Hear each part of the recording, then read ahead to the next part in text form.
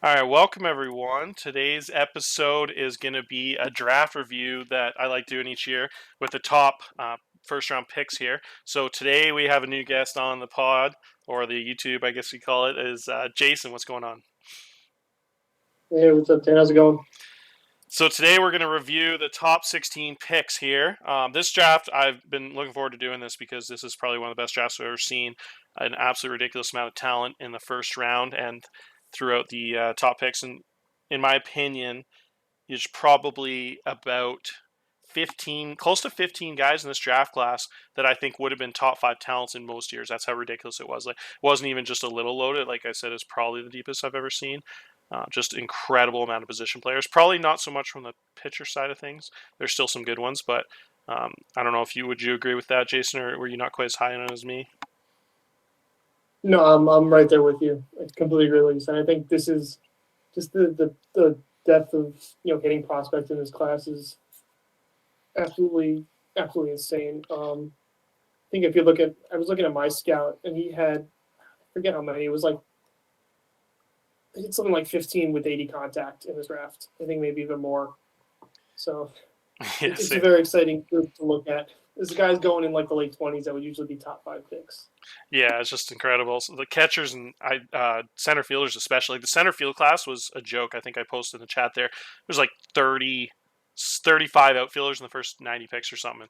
I still saw Yeah. outfielders on the board in the fourth round. I was like, man, that those are guys that like shouldn't be going past pick 50 in most drafts. So yeah, we'll get into it. The first pick overall here, the White Sox, three first overall picks in a row, which is a pretty rare thing in sports. I know the Edmonton Oilers got a bunch of first overall picks in hockey, and I think in the only other example I can probably think of would be in basketball. There's been a couple teams that get like a bunch of top five picks each year, but three in a row is pretty rare. So you get some superstar talents to build around, and Jake Fleece is one of them. His profile from my scout is 80 contacts, 75 power, 70 eye potentials, with the ability to play a bunch of different positions all over the field: second base, right field, left field. Pretty athletic, high work ethic, really everything you look for in a player. Yeah, I mean, my scout's not quite as high on him. He has 70 contacts, 70 home runs, 70 I. But I mean, that bat still plays pretty much anywhere, especially with adding in the 65 gap power. Um, he's not going to play a premier position. I don't think he can maybe get away with shortstop at a decent rate, but probably a guy can be a really good second baseman. And that if you look at that offensive profile, that's good. That's going to play pretty much anywhere. Um, it's obviously the downside of him being a high school guy, so not as mature as you might want a top pick to be, but the upside offensively might be as good as anyone in this class. Yeah, it's pretty exciting to team him with Danny Lambert, who was a high school guy last year, his first overall pick. They're probably going to be a second base, third base combo from the look of their ratings. Like you said, who knows? A lot can Mm-hmm. change. The guys can get better, but pretty nice core to build around. Blankenship was the other first overall pick, who looks like a stud corner outfield guy. Next overall, we had second pick was Kansas City Royals taking John Stanko, and John Stanko is a pretty rare talent when it comes to catchers. There's very I just got an update scouting report on him. Very interesting. I had his contact go way up, so it looks even better to me now. I just had his contact jump 10. He had 25 for me at the draft, so I was gonna say that was his only kind of risky part of his game was the bat on ball, but he has so much power and eye and defense. I think those are the three most important things. He was pretty amazing. I know your scout is a little different on him. What's he look like for your guy? Yeah, I mean the catching ability is elite. And Mike Scott has been a 75 catching ability, which is obviously rare for literally any offensive profile. But my Scott has a 65 contact, 60 power, 60 eye. So it's going to be a good OPS guy who can really do the job behind the plate. The arm might be a little below average, but he's more than makes up for it with that 75 catching ability. Yeah, pretty much everything you look for in a player. It's very rare you get a catcher with this kind of bat. Like if you're getting anywhere close to your ceilings, that's some Adley Rushman type Yep. offensive profile. So pretty clear Just top pick. crazy. It's just a crazy all around profile for the catcher. So it's not really surprising to see someone like that go second overall. Third overall to Oakland, we had this guy's fascinating, the Wizard. This guy is one of the most pure talented players I've ever seen in a draft. He has one big red flag, which is personality, but at the end of the day, in sports, you see a lot of guys with bad personalities that still perform. It's not the end all be all as long as they're usually in a good environment. Like they can't have a team full of bad personalities. That's the only thing you got to be careful with. But this guy is just freaky talented. Really reminds me of A Rod, like a lot of A Rod to his game. Big, strong shortstop with power. What do you think? Is your scout have the same profile as mine, like kind of like a 30-50 approach, but everything else is like pretty much sky high? Yeah, I mean, I'm with you. The personality is a little worrying with especially when you have the low work ethic, low intelligence combination. But as a college guy, he's pretty mature already. I already have him at 45 contact, 40 home run power, with 75, 65 potential, those respectively, from a guy who can legitimately be one of the better defensive shortstops in the league. Um, Obviously, the person I was worrying with, somebody was going to grab this guy. And to me, if you look at the profile, ignoring the personality, this is the best player in the draft. And it would go 1-1 easily if not for that troubling personality. Yeah, I agree. Definitely. That another good comparison I think would be Javi Baez. Both have electric Yeah. power defense combo with a lot of bat on ball. Both guys, their approach a little weaker, and that's crazy about Cackley's. His approach is actually a lot better than Baez's from the looks of it. 30 Mm-hmm. 50. Baez in real life is like probably like a 25-30 eye. So yeah, it's just a Yeah. freaky talent for sure. The Mets pick next. Josh Kitch. The Mets went with another high school guy here. This guy is fascinating. I just spelled his name wrong. Is it not? Oh, I spelled Josh wrong. That's what I was going to say. No, I don't know how to spell Kitchens. Josh Kitchens, this profile is fascinating. And I know since our scouts are so different, that's why it's really interesting to me. I have like a high tool scouting, and I think you have more of an ability scout. So really different, especially on the high school guys. So what does Josh Kitchens' profile look like for you? Yeah, for me, it's a 75 contact, 80 power. So this guy's hit moonshots. The approach, he's 35 08 Ks. So he's not going to put the ball in play as much as you'd like. But I mean, the rest of this is basically just a Bryce Harper offensive profile. He's going to get a lot of hits, hit a lot of home runs, going to walk a lot. And then there's the other side of the coin where this guy, you could probably, if you wanted to, use him as a two-way player. I mean, even on the pitching side, he's got 55, 55, 60 in the ratings, and then 360 plus pitches.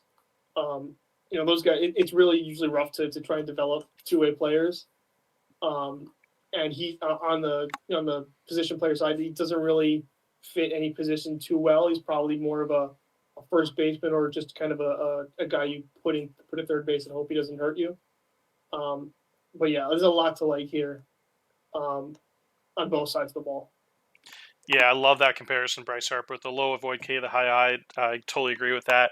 The crazy thing about that profile as a two-way guy is the ceiling is crazy sky high with the bat, but the actual current profile, he might even be a better pitcher right now than he is a hitter at this current time. Mm-hmm. Based on, if you look just as strictly numbers thing, you get 35, 30, 30, which is just it's close, but it's actually probably a tad better in his offense profile currents, just because stuff probably is the most important, it's the most developed, and the pitches are so developed. Like the pitches are 45s, two Yeah. almost major league quality fastballs there, and then so it's like a three fastball profile.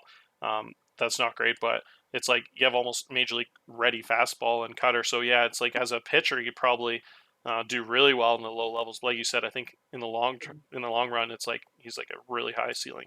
You got a guy with 80 power and 6'5" eye, like that's clearly a guy you Yeah. want on the hitting side of things. So yeah, really fascinating. But that's guys like that are awesome because they really double your chances. Even if they don't develop as one, you can always develop as Mm-hmm. the other. So even though he's pretty risky in a sense, he's safe for that reason. All right, enough about Yeah, him. I agree. Yep. Move Um, on. yeah, I was gonna say I could talk about him all day. It's so exciting, but I guess we'll move on to Emmanuel Majaya here. Love this dude's bat. A lot of Cody Bellinger in this profile to me. What do you think? Yeah, yeah. I mean, same. I have 80 contacts, 70 home run power. So that's another just crazy profile with 65 speed. And I have 65 avoid K, so he's going to put the ball in play a lot. He's going to get a lot of hits, hit for a lot of power. I just everything on the offensive profile is plus. Defensively, not getting that premium position from him, but again, if that offensive profile hits, this is another guy who you look at as Yeah, absolute freaky talent there. yeah, maybe even better than Fleece just because of the much higher avoid Ks compared to Fleece and pitches. Yeah, looking at those profiles, that's a good point. I think the real close. I think maybe Fleece. It'd be close, and maybe a tiebreaker for me. The fact that Fleece is a little higher end defender, premium position wise, like a second baseman or Mhm. really high level second baseman might be a little more valuable in a high end right fielder. But yeah, it is real close. The power is quite a bit better from Ajay though. The current power is such a 10-point jump. That's a huge difference. So that's a really interesting one to me too. I think. Yeah, that would have been a tough decision for me if I was picking up there, but luckily those guys made the choices for me, and I didn't have to choose between those guys. Next up, we have Already 30 contacts and 35 home run power from him too, so he's pretty well on his way already. it's 12 home runs in a 25 game season. It's just ridiculous. John Nanny is the next guy. I'm excited to get to this guy. One of my favorite players in the draft. I probably personally would have taken him first overall if I was up there. I think this guy was right at the top of my board. The fact that he was so developed, but his ceiling is also so high. Pretty freaky talent. I actually just had a drop in him. I thought I had 75 range, but it's only 70 now. But still, incredible profile.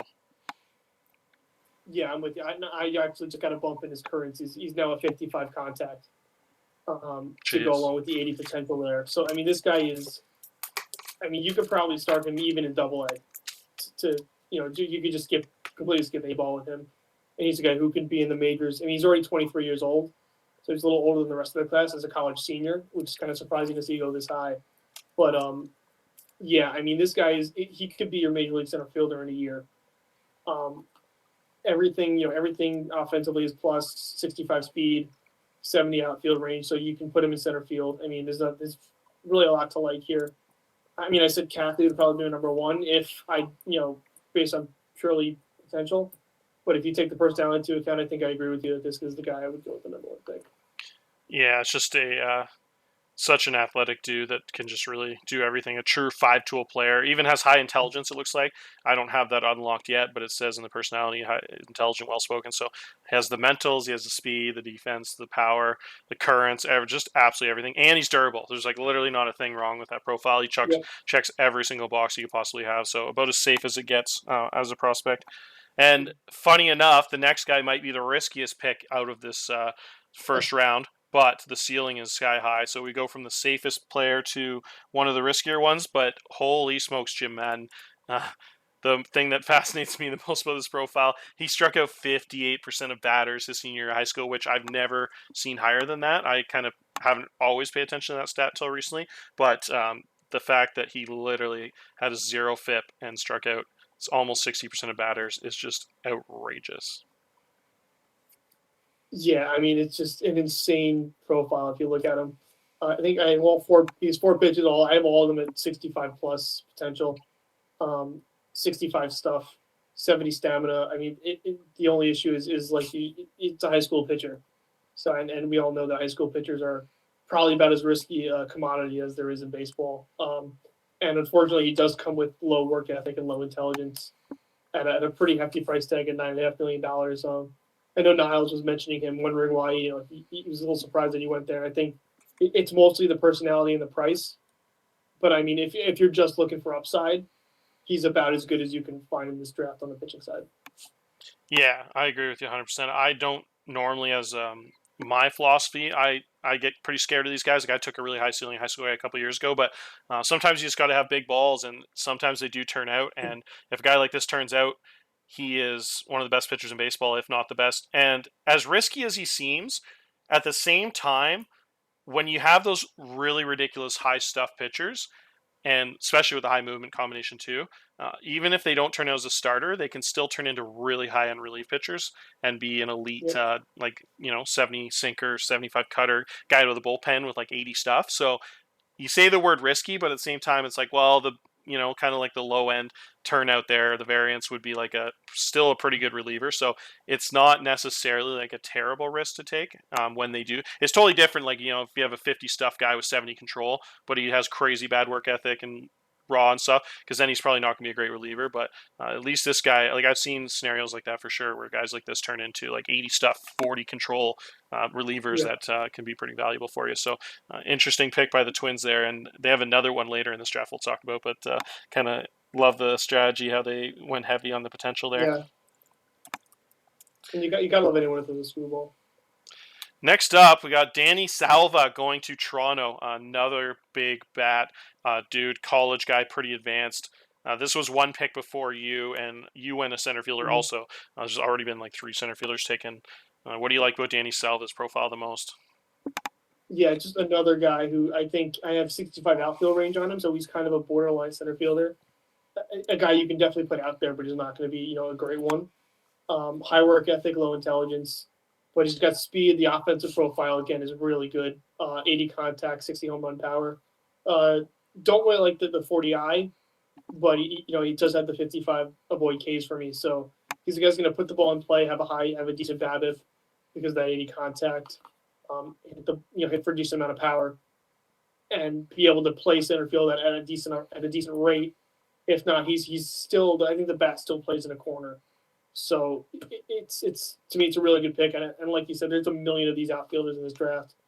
We've already seen like 4 or 5 of them, go in the first top 10 picks here. So it's just another college guy really kind of see being moving pretty quickly and being able to play center field. Yeah, it's when a draft this loaded, some of the times it's some of the guys kind of fall under the wayside.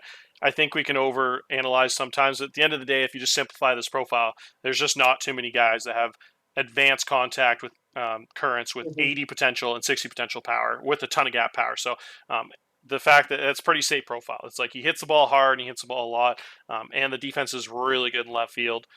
Or he could stick in center field and be a mediocre center fielder, like a really high level left field. So you just can't have enough big bat guys in a lineup. So yeah, Toronto has a ton of talent in their farm system, age like 19 to 22. So just add another guy in that core window. I think they'll be competing pretty soon here. They got a lot of guys I like in that system. So another nice addition there. Next up is your pick. I'll let you go Yeah, on what you like most about Jody Moss. Really similar profile to a couple like Nanny there who went 5th overall that we both really liked. Jody Moss profile is yeah, awesome. yeah. I had Moss just slightly below Natty in the way I'm looking at it. They both have the 70 outfield range that you look for in a center fielder, and 65 speed. His contact, the 80 contact. He just has the 45 eye plate discipline, which is a little lower and only 50 avoid Ks. But I mean, there's a lot to like here. It's a 5 tool profile. A guy will he'll hit for power, and he'll play good defense, and he's able to run. So just another one of those, these tools, these center fielders who are going real early and often here in this draft. A guy who I like 15 minutes from where I grew up on Long Island, went out to San Francisco for college ball. Yeah, to me, he would have been my 3rd pick in this draft behind Chackley and Nanny. Yeah, I love that profile. And like you said, something about those 5 tool players just gets me so excited. When I was first getting into baseball as a kid, that's just one of the first terms I heard, and I just, as a kid, loved those multi-talented dudes. I could do a lot of things. Barry Bonds, Ken Griffey types. So just really exciting every time you see like such a tool shed of a guy here. Another guy that easily could go first overall in another draft, I think, with just how talented that skill set is, and just another guy falling to the 10 that. And it's such a loaded class. So many top talents here. Next up, we have Art Gustin going to Miami, another outfielder. Surprise, surprise. This guy actually has a pretty similar profile to a guy that went a couple picks ago in Danny Salva. Very similar, both probably doesn't quite have as much range as Salva, more definitely of a corner guy for Gustin, but both guys have that heavy contact, 60 power combination I like. Yeah, I mean, like you said, he's a corner outfielder. I don't think they can get away with him in center field at all. But 80 contact, 75 gap power is what my scout has on him, and he's already at 40 contact current for a high school guy. So you got to love that he's already pretty well developed along under below average speed, but the hitting profile again is just another one of these guys that's too good to pass up for one of these big bad outfielders, even if he's just just a corner that bad plays. Yeah, it's just exact same reason I said with Gustin. It's like there's just a handful of guys in the major leagues that have plus power, plus contact, and like you said, the 40 hit tool out of a high school guy is incredible. So when you combine how safe that is with how much potential that is, that's such a nice combination. So really nice pick by Miami there. I like the way they draft each year. I always find they're taking a lot of guys in the mid rounds that I was just want to take. So really like strategy he's got going there. Next up, we have Jackson Radford here. My dude. I picked him 11th overall. Or he was quite a safe pick for me. Doesn't have quite the ceiling some of these other guys have had, but I like the fact that I like to go safe and hit singles instead of swing for home runs, and just have a lot of guys in my system that are good baseball players, and instead of going the all or nothing approach. So that's just kind of the way I've done it with a small budget team, and he kind of fits that mold perfectly. I love his contact and his currents. 40 power, 40 contact with plus defense at third base there. Ability to be a real good fielder. Just didn't really have a weakness to his game. All his currents are one of the best current hitters in the draft, with a pretty good ceiling. And he did have 60 power when I drafted him, and I wasn't too happy to see it drop to 55. But the OSA still has 60. But yeah, it's just a lot to like about that profile. I'm pretty excited to get him right to high A. Is your scout pretty similar on that? Yeah, I still have the 60 home run power. It might be that my scout just hasn't caught up yet. I mean, it's like you said, it's a safe pick. He's a guy who's pretty advanced already as a college junior. Maybe needs a year, maybe two in the system before he's ready. Probably start him at like you said, high A. He's durable. Comes with a relatively cheap bonus demand to it, just $600,000. So it's a safe pick, but he should be a very good third baseman for you. Yeah, I was pretty happy. I had 2 picks this year too, so I was just happy to get at least one guy that was pretty advanced. I could just get to the high minors pretty quickly and get up to the majors there. Next up, we have kind of the opposite, which is kind of exciting. Another third baseman going here, but he's on the other end of the spectrum. This is the raw high school guy with a huge ceiling. So scout-wise, has a little higher ceiling than the guy I took, but a lot more risk. But sometimes that's a good trade-off. Sean Miller has a pretty ridiculous offensive profile. What does your scout have on his contact and power potentials? I got 80 and 70. Yeah, I have 80 and 65. So it's it's a crazy profile offensively. He's 80s across the board in every. I mean, I'm sorry, 60s across the board in everything except for avoid Ks, which is still a decent 45. It reminds me a lot of honestly the guy I took last year in Steven Storr, he's probably like a decent, an adequate third baseman. But if he plays up to this offensive profile, it's not going to matter. The 80 contact, 65 home run power, 60 I is just, that's a high OPS guy right there. So it's a bat, but it's a really good one. That with the obvious downside of being a little less mature and a high school guy. Yeah, and I was just thinking when you were saying that, I hadn't thought about it till now, but really almost the exact same profile as first overall pick Jake Fleece. Both guys are probably like Fleece, probably more of a second baseman, a little better defender, but Miller's also a decent third base defender. And the main difference would just be the athleticism. Probably the only thing where the tiebreaker Fleece was just quite a bit better base runner and stealing and speed, depending on how you value that. But otherwise, it's a very similar profile, almost the same currents, almost the same potential. So really interesting. So pretty good value, obviously, to get him at 12th overall when he's pretty much the same player as the first overall pick. I like both guys a lot. I was just thinking that would be an interesting comparison because they're both such sky high ceilings there for sure. All right, next up we have Tommy Hayes, the pitcher. This is only our second pitcher taken so far. Both guys are high school guys. This guy is pretty fascinating, 4-pitch guy, an elite 75 potential changeup, my scout thinks. Really high stuff in control. Sidearm guy, the 45 movement, but pretty nice, pretty high-end profile potential here for me. Yeah, I'm with you. She's got 65 sub 65 control. The movement's a little below average. But like you said, that's a really good 4-pitch mix. I have him as an 80 changeup, according to my scout, and his pitches are somewhat advanced for a guy who's only 17 in 215 days. So he's not even going to be 18 for like 4 months. But yeah, I mean it's a high upside profile. Got to like the durable injury proneness for a high school pitcher you're taking in the first round. Had just some ridiculous numbers in high school. 0.75 ERA. 0.75 whip, struck out 14 per 9. It's like you said, it's just upside for days. But again, it comes with that downside of being a high school pitcher, and high school pitchers are always just generally risky. Yeah, exactly. We won't go on about that profile for a while. Like those high school guys, like you said, you just kind of draft them and put them in your system and forget about them for 5 years and just hope when they turn Yeah, 22, 23, they the studs that they once looked like. So that you got to draft those guys though if you want those aces. You just don't get those aces unless you take those absolutely. risks. So that's the trade-off. Next up, we had another one of my favorites from this draft. Texas snagging a really nice high school middle infielder with a big bat, Thomas Nuncio. Big time contact. I got an 80 grade, which is pretty rare from a 70 range player. Do you have the same profile, the 55 power? I actually have 60 power, but yeah, the same 80 contact, and the contact current is already 40. Um, so yeah, I mean he's pretty mature. He's got I said 40 current contact, 30 current home run power, and 70 range. So this is a guy who's going to stay at shortstop. The offensive profile is there, and he's already, as mentioned, just already pretty far along in terms of his development for a high school guy. Again, another durable guy coming in at just a $1.6 million bonus demand. Is really good for a guy coming out of high school. A guy who, when I was looking at this draft a few months ago, I thought maybe could be in line for the top pick. Um, so yeah, I mean, I think it's really good upside here for getting a guy with the 14th overall pick. Yeah, I'm in the exact same boat. I think same thing as you said. Like right before the draft, I was thinking he might even be the first overall pick.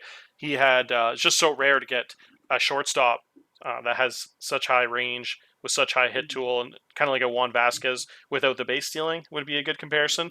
I'll pull Juan Vasquez up on my screen just so you guys can kind of see the comparison of how high end ceiling it is. Like the guy with a huge hit tool, and the 70 range also. And Vasquez kind of been like in the MVP running almost every single season.